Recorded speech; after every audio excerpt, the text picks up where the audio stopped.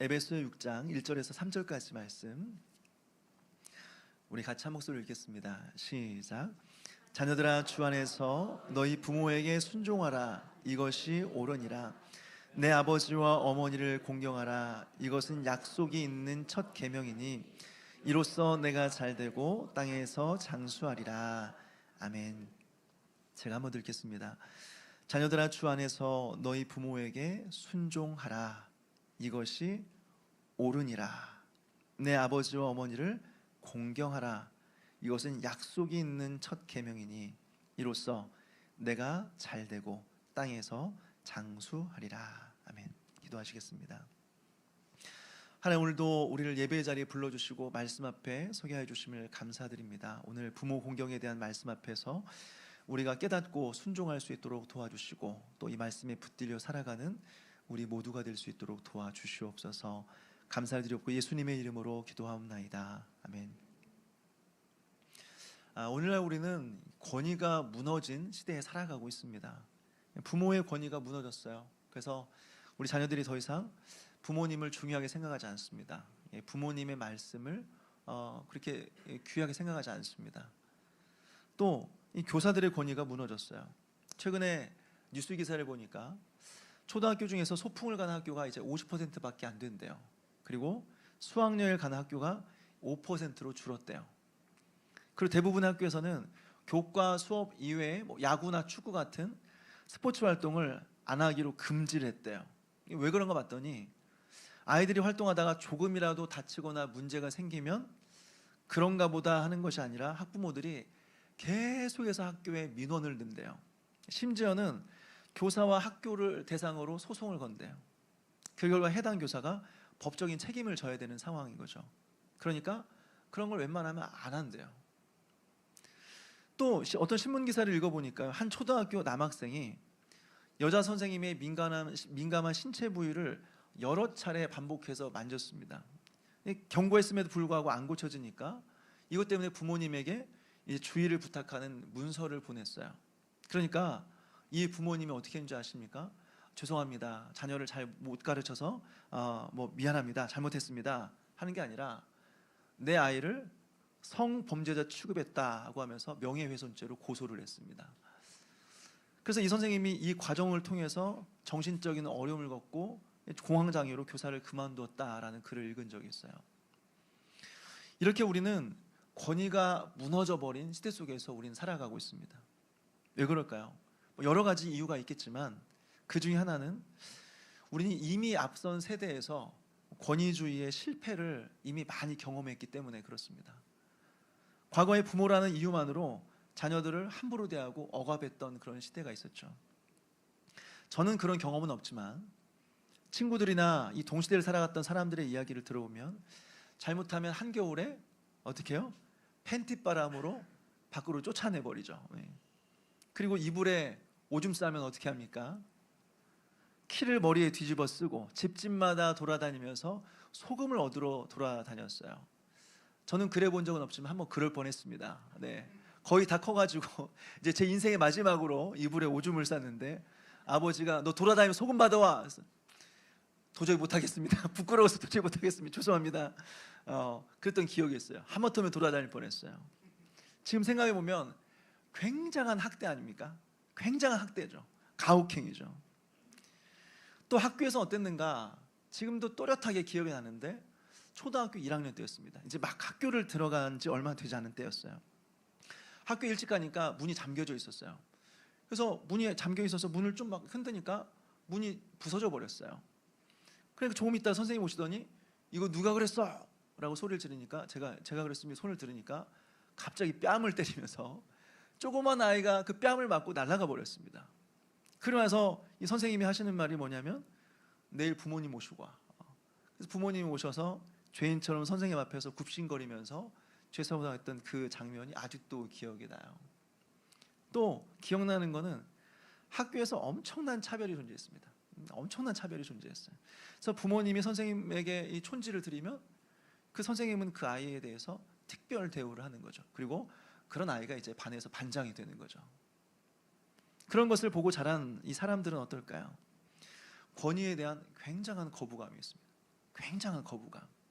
저 또한 그렇습니다. 권위에 대한 굉장한 부담감, 그리고 거부감이 있어요.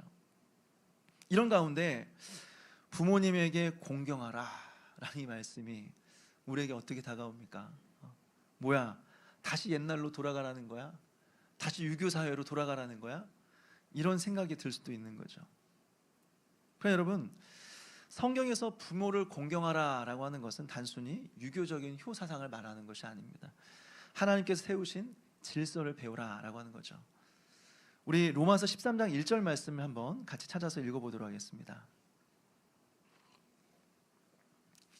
로마서 13장 1절 말씀 같이 읽겠습니다. 시작. 각 사람은 위에 있는 권세들에게 복종하라. 권세는 하나님으로부터 나지 않음이 없나니 모든 권세는 다 하나님께서 정하신 바라. 아멘.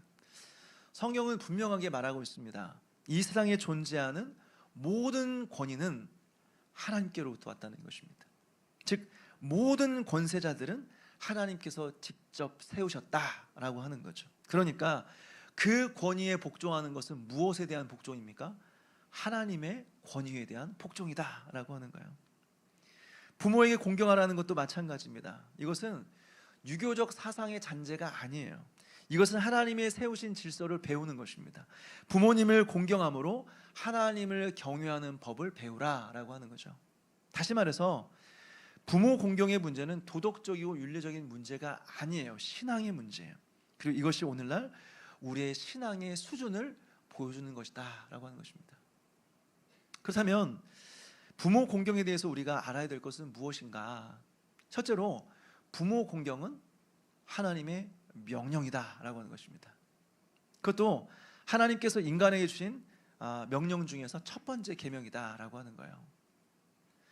하나님께서 인간에게 주신 계명을 10가지로 요약한 것이 10계명입니다. 그리고 이 10계명은 두 부분으로 나누어질 수 있어요. 1계명부터 4계명까지는 하나님에 대한 계명입니다. 즉 인간이 하나님에 대하여 해야 될 일을 가르쳐 주는 거죠. 그리고 5계명부터 10번째 계명까지는 인간이 인간에 대하여 지켜야 될 계명을 가르쳐 줍니다. 그런데 인간이 인간에 대하여 지켜야 될 계명 중에서 가장 첫 번째가 무엇이냐? 바로 내 부모를 공경하라 라고 하는 거예요. 여러분 놀랍지 않습니까? 인간이 인간에 대하여 지켜야 될 수많은 계명들이 있는데 그 중에 첫 번째가 내 부모를 공경하라 라고 하는 거죠. 심지어는 살인하지 말라라는 계명보다 더 앞에 있어요. 내 부모를 공경하라. 이것은 무엇을 보여줍니까? 하나님은 부모 공경을 굉장하게 중요하게 생각하고 있다라고 하는 거죠. 그래서 이것을 명령하는 것입니다. 둘째로 이 계명은 약속이 있는 첫 계명이다라고 말하고 있습니다. 이 계명은 약속이 있는 첫 계명이다. 10계명을 보게 되면 인간이 지켜야 될 여러 계명들을 설명하고 있습니다. 내 부모를 공경하라, 살인하지 말라, 도둑질하지 말라, 간음하지 말라, 내 이웃에 대하여 거짓 증거하지 말라, 내 이웃의 집을 탐내지 말라. 그런데 여기서 우리가 주목해보고 싶은 것은 나머지 계명은 그냥 하지 말라는 거예요. 하지 말라, 그거 끝납니다. 그런데 내 부모를 공경하라 라는 계명 뒤에는 이 계명에만 뒤에 약속을 붙여놓고 있어요. 무슨 약속이요? 내 부모를 공경하라. 그리하면 내 하나님 여호와가 내게 준 땅에서 내 생명이 길리라 라고 하는 거죠. 그리고 오늘 우리가 읽은 에베소 6장 3절을 보게 되면 이로써 내가 잘되고 그리고 장수하리라 라고 하는 거예요. 여러분 여기서 잘되고 땅에서 장수한다 라고 하는 의미는 무엇일까요? 좀 오해하지 않았으면 좋겠습니다. 부모를 공경하면 잘되고 오래 산대.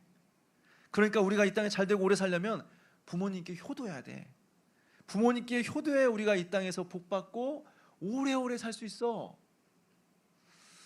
여러분 이것은 단순히 이 땅에서 잘 산다, 오래오래 산다, 돈을 많이 벌어 세상에 성공하는 삶을 살아간다, 이런 의미는 아닙니다. 문자적으로 해석하게 되면 우리가 나중에 오해하게 됩니다. 성경에서 장수와 잘됨은 하나님 안에서 누리는 복을 의미합니다. 그리고 하나님 안에서 누리는 형통함을 의미하는 것이죠. 그런데 이러한 복이 누구에게 흘러간다라는 거예요? 부모를 공경하는 자들에게 흘러간다라고 하는 거죠. 그렇다면 성경은 왜 부모 공경에 대해서 이렇게 중요하게 생각하면서 자녀들에게 부모 공경을 명령하고 있는 것일까? 즉 부모를 공경해야 되는 성경적 이유가 무엇이냐라고 하는 거예요. 첫째로 부모가 생명의 통로이기 때문에 그렇습니다. 생명의 통로이기 때문에요. 여러분, 우리 중에서 부모 없이 태어난 분이 계십니까? 아무도 없죠. 우리 모두는 부모님을 통해서 이 땅에 태어났고 이 땅에 존재하게 되었습니다. 물론 생명의 창조자는 우리 하나님이시지만 하나님은 부모를 통해서 우리 이 땅에 보내주셨다라고 하는 거예요. 혹시 부모님이 우리를 잘 돌봐주지 못했다고 할지라도, 심지어 어릴 때 부모님이 나를 버렸다고 할지라도 부인할 수 없는 것은 부모님이 있었기 때문에 우리가 지금 존재하게 되었다라고 하는 거예요. 그렇다면 한번 생각해 보십시오. 우리가 하나님을 영원토록 찬양해야 될 이유가 그분께서 우리를 창조하신 창조주이기 때문에 그렇죠. 그래서 우리는 영원토록 그 하나님을 찬양하며 영광을 돌리는 것입니다.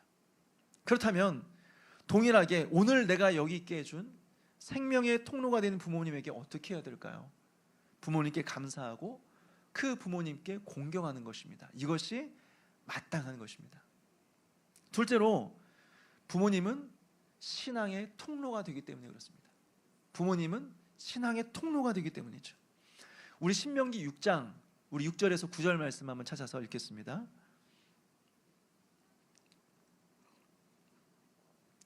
신명기 6장 6절에서 9절 말씀 같이 읽겠습니다. 시작. 오늘 내가 내게 명하는 이 말씀을 너는 마음에 새기고 내 자녀에게 부지런히 가르치며 집에 앉았을 때든지 길을 갈 때든지 누워 있을 때든지 일어날 때든지 이 말씀을 강론할 것이며 너는 또 그것을 내 손목에 메어 기호를 삼으며 내 미간에 붙여 표로 삼고 또 내 집 문설주와 바깥문에 기록할지니라. 아멘. 여러분, 유대인에게 있어서 신앙의 교육은 가정 안에서 이루어졌습니다. 부모들은 끊임없이 하나님의 말씀을 마음에 새기고 자녀들에게 앉았을 때나 길을 갈 때나 누울 때나 자리에서 일어날 때나 항상 말씀을 가르쳤습니다. 특별히 6월절이 되면 온 가족이 식탁에 둘러앉습니다. 그러면 자녀가 아버지께 물어보죠. 질문하죠. 아버지, 오늘 우리가 왜 이 예식에 참여하는 겁니까? 라고 질문하게 되면 아버지는 답변하기 시작합니다. 하나님께서 우리를 애굽에서 건져내 주셨기 때문이야 라고 설명하면서 6월절의 유래와 하나님의 구원의 은혜와 그리고 그래서 우리가 누구이며 그래서 이 땅에서 우리가 어떻게 살아가야 되는지를 설명해 주었어요. 그래서 유대인들의 신앙교육은 가정 안에서 이루어졌어요. 특별히 식탁에서 이루어졌습니다. 여기서 자녀들이 하나님이 누구신지를 배우고 자신의 정체성을 깨닫게 된다라고 하는 거죠. 그러니까 자녀가 부모를 공경하지 않으면 어떻게 될까요? 자녀가 부모를 공경하지 않으면 신앙에서 끊어지는 거예요. 다시 말해서 하나님의 복과 생명에서 끊어져 버리게 된다라고 하는 거죠. 이것이 바로 자녀들이 부모를 공경해야 되는 이유예요. 부모가 하나님의 신앙의 통로가 되기 때문에 그렇습니다. 여러분, 오늘날 한국교회의 심각한 위기 중에 하나가 바로 이 문제예요. 가정 안에서 신앙교육이 거의 이루어지지 않고 있다라고 하는 거죠. 아이들을 주일에 교회에 보내는 것으로 자신의 할 일을 다 했다 생각하는 분들이 너무나 많아요. 그리고 가정 안에서는 부모가 자녀들에게 믿음을 보여주지 못합니다. 자녀와 함께 기도하지 않습니다. 하나님의 말씀을 가르치지 않습니다. 여러분, 신앙교육의 1차적인 책임은 교회가 아니라 부모에게 있습니다. 다시요. 신앙교육의 일체적인 책임은 교회가 아니라 부모에게 있는 것입니다. 그렇기 때문에 자녀들은 부모에게 공경해야 된다라고 하는 거예요. 그래야 신앙의 유산이 전수가 될 수 있다라고 하는 거죠. 그리고 여기서 자녀들이 하나님 안에서 복을 누리고 형통한 삶을 살아가게 된다라고 하는 거예요. 세 번째, 부모는 하나님의 그림자이기 때문에 그렇습니다. 부모는 하나님의 그림자가 됩니다. 지난 주일에도 잠깐 말씀드렸던 것처럼 아이들은 부모를 통해서 살아계신 하나님에 대한 인식을 갖게 돼요. 즉 자녀들에게 있어서 하나님은 눈에 보이지 않는 분이죠. 그런데 부모님의 사랑을 통해서 보이지 않는 하나님의 사랑을 깨닫게 되고 부모님의 공급하심을 통하여서 하나님의 공급하심을 간접적으로 경험하게 되는 것입니다. 그러면서 아이들은 하나님이 어떤 분이신지를 부모님을 통해서 알아가는 거예요. 그래서 부모님이 굉장히 사랑이 많으신 분이라고 한다면 아이들은 이 부모님을 통해서 사랑의 하나님에 대한 인식을 갖게 돼요. 또 부모님이 굉장히 엄격해요. 굉장히 까다로워요. 그러면 자녀들은 이 부모님을 통해서 하나님은 매우 엄격하고 율법적인 분이시다라고 하는 인상을 갖게 되어버리는 것입니다. 그래서 부모님의 모습은 자녀들에게 굉장히 중요합니다.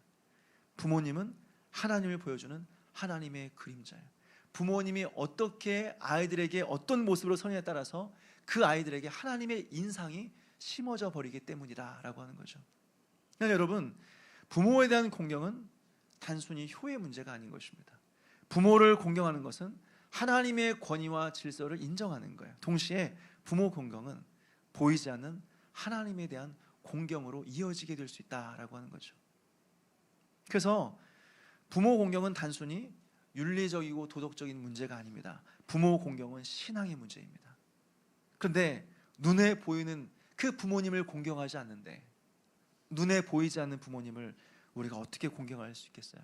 그런 일은 불가능하다라고 하는 거죠. 그래서 우리는 눈에 보이는 부모님을 공경해야 된다라고 하는 것입니다. 그렇다면 여러분, 우리는 구체적으로 어떻게 이 부모님을 공경할 수 있을까요? 첫째로 부모님에 대한 존중하는 태도를 갖는 것입니다. 성경에서 공경이라는 단어를 원문으로 찾아보니까요, 하나님께 영광을 돌린다라고 하는 이 영광이라는 말과 어원이 같아요. 즉, 이 의미는 무겁게 여긴다는 거예요. 가치 있게 여긴다라고 하는 거죠. 이것을 그대로 적용해 본다면 부모님을 가볍게 여기지 않는다는 것입니다. 부모님의 말씀을 가볍게 여기지 않는다는 거예요. 부모님을 가치 있게 여겨드리는 거죠. 부모님이 한번 말하시면 그 말씀을 가치 있게 여겨드리는 거죠. 이것이 부모님을 존중하는 것입니다. 쉽게 말해서 부모님을 무시하지 않는 거예요. 부모님을 조롱하지 않는 것입니다. 부모님의 수치를 드러내지 않는 거예요. 이것이 바로 부모님을 공경한다라고 하는 의미죠.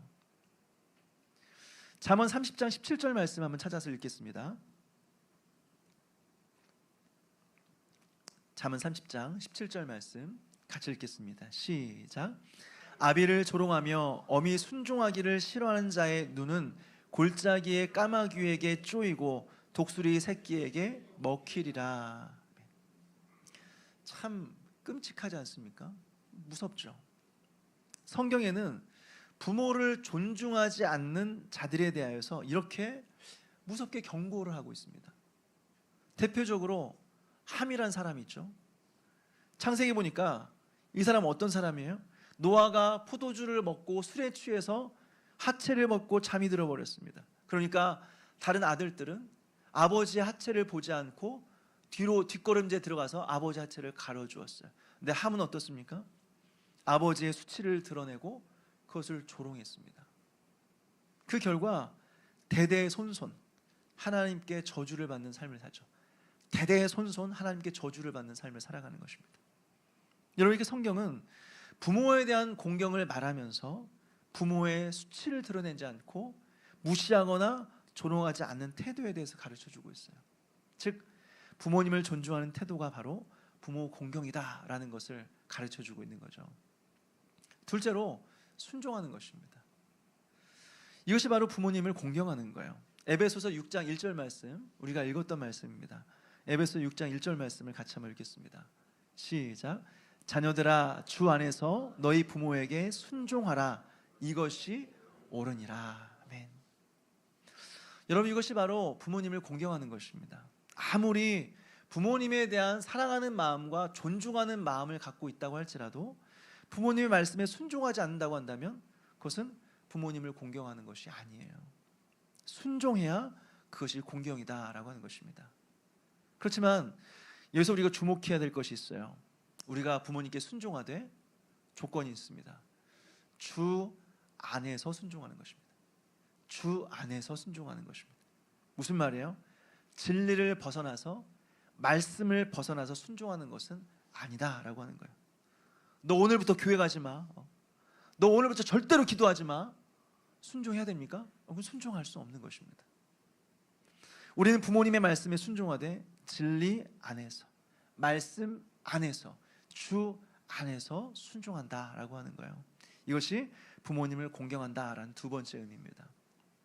마지막 세 번째로 부모의 노후를 책임지는 것이다라고 하는 거예요. 우리가 어릴 때는 부모님으로부터 모든 것을 공급받고 돌봄을 받으며 자라죠. 그런데 나이가 들어가면서 부모님이 점점 연로해지는 것을 우리는 보게 됩니다.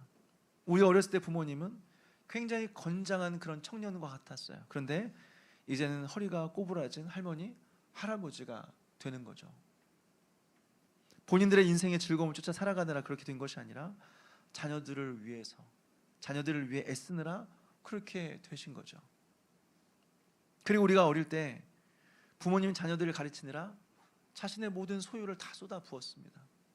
또 자녀들 결혼할 때는 결혼에 조금이나마 보탬이 되려고 또 모아둔 돈을 쏟아 부었습니다.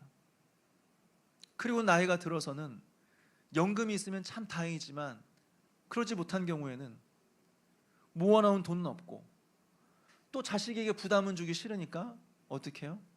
소일거리를 찾으러 돌아다니는 거예요.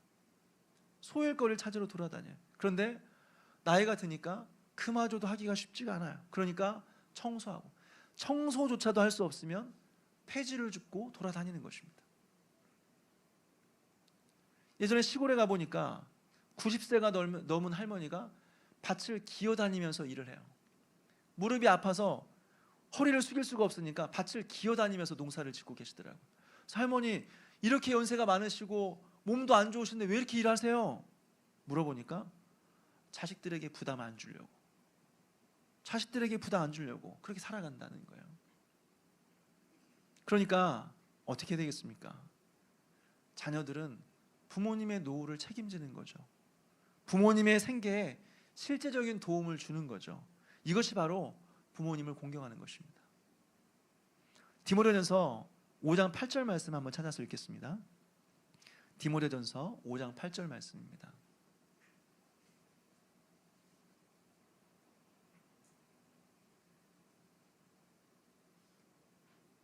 같이 읽겠습니다. 시작.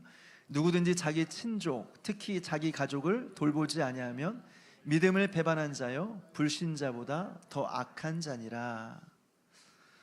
여러분, 우리에게 믿음이 있다라고 한다면 우리를 위하여 자신의 젊음과 자신의 인생을 다 바치신 부모님을 돌아보는 것이 자녀의 마땅한 도리다라고 하는 거예요. 그래서 우리 예수님은 연로하신 부모님을 돌보지 않기 위해서 고르반이라고 했던 자들을 책망하시는 것입니다. 또 예수님 자신은 십자가 위에서 마지막 죽는 그 순간까지도 자신의 연로한 어머님의 노후를 챙기시는 거죠.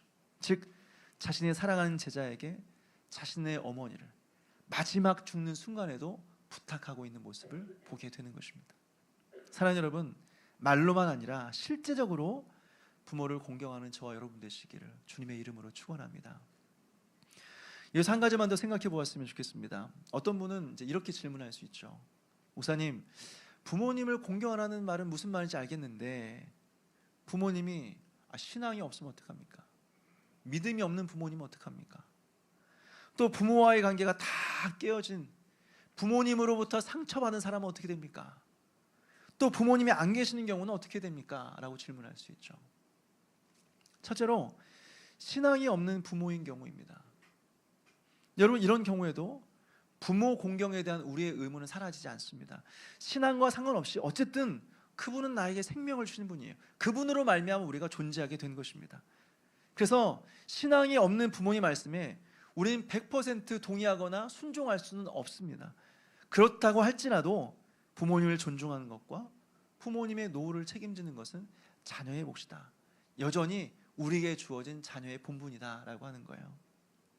그리고 그런 부모님이 우리에게 있다고 한다면 우리는 어떻게 해요? 최선을 다해서 그분에게 복음을 전해야 되는 것입니다. 그것이 자녀로서의 마땅한 의무다라고 하는 거죠. 둘째로 부모와의 관계가 다 깨어진 경우입니다. 부모와 관계가 다 깨어져 버렸어요. 특별히 어려서부터 부모로부터 폭력과 폭언으로 인해서 깊은 상처를 안고 살아간 사람들이 주변에 참 많습니다. 심지어 어떤 분들은 어릴 때 부모로부터 버림받은 분이 계세요. 부모님에 대한 기억 자체가 아예 없는 분도 있습니다. 이런 분들에게 말씀드리고 싶은 것은 이것이에요. 죄를 덮어두라는 것이 아닙니다. 죄를 죄가 아니라고 부인하라는 것이 아니에요. 무조건 관계를 회복하고 사이좋게 지내라 라는 것이 아니에요. 때로는 물리적인 거리가 필요할 수도 있어요. 때로는 그분에게 나의 상처와 아픔을 말하면서 사과를 요청할 수 있어요. 그럼에도 불구하고 우리가 기억해야 될 것이 있습니다. 우리가 완벽한 자녀일 수 없듯이 그분들도 완벽한 부모일 수 없다라고 하는 것입니다. 그분들 또한 처음 부모가 되어보고 처음 태어난 아이를 품에 안았을 때는 세상을 다 가진 그런 기분이었을 수 있죠. 그렇지만 동시에 그 아이를 어떻게 키워야 되나 두려움도 한편으로 있었을 것입니다. 그런 가운데 한 번도 살아본 적 없는 그런 인생을 살아가다 보니까 인생의 짐은 너무나 버겁게 느껴지고, 그래서 부모로서 잘 살아보려고 했지만 생각만큼 되지 않아서 자녀들에게 좋은 부모가 되지 못했을 수도 있습니다. 그래서 우리에게 필요한 것은 우리의 부모님들 또한 불완전하고 연약한 인간이었다라는 것을 생각할 필요가 있는 거죠. 또 동시에 하나님의 섭리를 우리가 인정할 수 있었으면 좋겠습니다. 여러분, 요셉을 한번 생각해 보십시오. 요셉은 어릴 때 정상적인 가정에 자라지 못했습니다. 엄마가 4명이에요. 엄마가 레아하고 라헬, 시종, 비라와 실바. 엄마만 4명이에요. 정상적인 가정이 아니에요. 무엇보다 요셉은 아버지로부터 특별한 사랑을 받았지만 그건 정상적인 사랑이 아니었어요. 편애였어요. 편애. 그래서 요셉은 어릴 때부터 그것 때문에, 아버지의 편애 때문에 형들로부터 시기와 질투를 받고 따돌림을 당하는 거예요. 그리고 그것 때문에 형들에게 버림받고 애굽으로 팔려간 거예요. 이런 가운데 요셉의 마음에는 이 모든 것이 아버지 야곱 때문이라고 하는 상처, 아버지의 편애 때문이라고 하는 상처, 그리고 이 모든 어려움 속에서 아버지가 나를 지켜주지 못했다라고 하는 그 원망이 있지 않았을까요? 그런데 요셉은 상처 대신에 하나님의 섭리를 바라보았습니다. 창세기 45장에 보니까 요셉이 이렇게 고백해요. 당신들이 나를 이곳에 팔았으므로 근심하지 마소서. 하나님이 생명을 구원하시려고 나를 당신들보다 먼저 보냈습니다. 놀랍지 않습니까? 당신들이 내 인생 망가뜨렸어, 이렇게 형들에게 말하는 것이 아니라 하나님이 나를 이곳에 보내셨습니다. 여러분, 이것은 내가 하나도 힘들지 않았습니다 라는 고백이 아니에요. 상처를 부인하는 게 아니에요. 대신 자신의 인생의 주어가 하나님이심을 고백한 것입니다. 예수는 무엇을 깨닫습니까? 우리가 부모로부터 상처를 받았을 때, 그래서 부모와의 관계가 다 깨어져 버렸을 때 우리는 부모로부터 받은 그 상처보다는 우리의 인생의 주어이신 하나님께 주목해야 된다라고 하는 것입니다. 그래야 회복의 길이 열린다라고 하는 거죠. 마지막 3번째로 부모님이 안 계신 경우입니다. 우리 중에는 일찍 부모님을 떠나 보내신 분들도 계시고, 또 어떤 분들 같은 경우는 부모님의 이혼으로 원치 않게 부모님과의 관계가 원치 않게 끊어져 버린 분들도 계실 거예요. 예전에 이런 가정에 자란 아이들에 대해서 삐딱하게 바라보는 시선들이 있었죠. 부모 없이 자란 아이라서 아무래도 좀 성격이 안 좋다, 편부모 밑에 자라서 좀 문제가 있어 보인다, 이런 삐딱한 시선으로 바라보는 사람들이 있었죠. 물론 부모님의 결핍이 없을 수는 없죠. 그렇지만 여러분, 부모가 없이 자랐다고 해서 모든 사람들이 문제가 있고 결핍 속에서 살아가는 것은 아닙니다. 그리고 이런 사람들은 부모 공경에서 제외되지도 않습니다. 앞서 말씀드린 것처럼 육신의 부모님은 하늘에 계신 우리 하나님의 그림자라고 했어요. 그러니까 육신의 부모가 없다고 한다면 이제는 하나님께서, 살아계신 하늘의 하나님께서 우리의 진정한 부모님이 되시는 것입니다. 더 완전하고 한계가 없으신 그 살아계신 하나님께서 우리의 아버지가 되시는 거죠. 그래서 나의 결핍을 채워주시는 것입니다. 그리고 이제는 부모님이 아니라 그 하나님 아버지를 공경하면서 그 하나님을 경외하며 순종하며 살아가야 되는 것이죠. 왜요? 부모 공경의 궁극적인 목적이 육신의 부모를 통하여 살아계신 하나님께 나아가는 것이기 때문에 그렇습니다. 말씀을 정리합니다. 여러분, 이 부모 공경은 단순히 옛날의 그 효도를 말하는 것이 아니에요. 부모 공경은 유교적인 전통으로 돌아가자는 것이 아닙니다. 부모 공경은 하나님의 세우신 질서로 다시 돌아가는 것입니다. 우리는 부모님을 통해 생명을 받았어요. 부모님을 통해서 신앙을 전수받았습니다. 부모님을 통해서 보이지 않는 하나님이 누구신지를 배우게 되었습니다. 물론 우리 부모님은 완전하지 않아요. 때로는 부모님 때문에 우리는 상처를 받아요. 때로는 부모님이 우리의 좋은 믿음의 본이 되지 않을 수도 있어요. 때로는 부모님이 일찍 우리를 떠나셨을 수도 있어요. 때로는 어릴 때 부모로부터 버림받았을 수도 있어요. 그러나 여러분, 부모님이 완전해서 우리가 공경하는 것은 아닙니다. 하나님이 완전하시기 때문에 우리는 그 하나님이 세우신 질서에 순종한다라고 하는 거죠. 그리고 무엇보다 기억하십시오. 우리에게는 완전하신 하나님 아버지가 계십니다. 육신의 부모는 부족할 수 있지만 하늘의 아버지는 부족하지 않으십니다. 육신의 부모는 우리의 필요를 다 채우지 못하지만 하늘의 아버지는 우리의 결핍을 아시고 우리의 결핍을 채워주시는 분이십니다. 육신의 부모는 때로 우리를 방치하고 때로 우리를 버려두기도 했지만 우리 하나님께서는 결코 우리를 버리지 않으시고 떠나지 않으신다라고 하는 거예요. 그러므로 부모 공경은 무엇이냐? 결국에는 하나님 아버지께로 나아가는 길인 것입니다. 눈에 보이는 부모를 가볍게 여기지 않으므로 보이지 않는 하나님을 경외하며 살아가게 된다라고 하는 거죠. 그러니 여러분, 오늘 말씀 앞에서 눈에 보이는 우리의 육신의 부모님께 공경함으로써 눈에 보이지 않는 하나님을 경외하며 그 하나님을 섬기며 살아가는 저와 여러분 되시기를 주님의 이름으로 축원합니다.